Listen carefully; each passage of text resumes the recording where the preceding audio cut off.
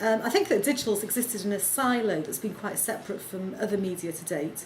The advent of UKOM certainly allows the agencies and the media owners to focus on cross-media planning, and is putting digital in context with all of the other communication vehicles that we use. What I'm particularly excited about UKOM is that it will attempt to close the gap between a traditional media planner and buyer and bring them closer to the digital world.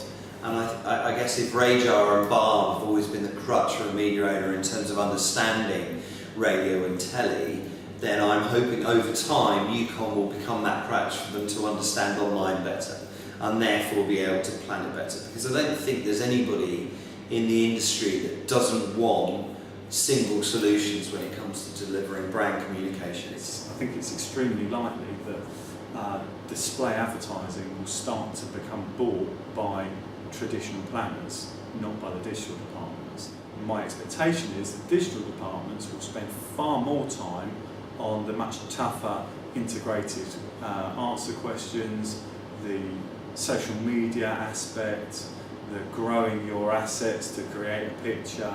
And I think that is probably a transition that we're going to see over the next couple of years. We used to see communications planning agencies allocating us budgets of 50 grand to go away and do some digital.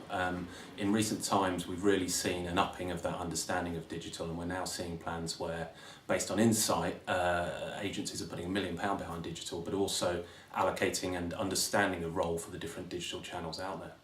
We're starting to see the likes of media owners such as Microsoft Advertising working much closer with clients to create bespoke creative. And that's really important because you've got a relationship between a brand advertiser who understands their audience and a media owner that understands their audience. And if you can bring that together and develop a stronger piece of creative and therefore brand engagement, we think that that's going to be an increasing trend.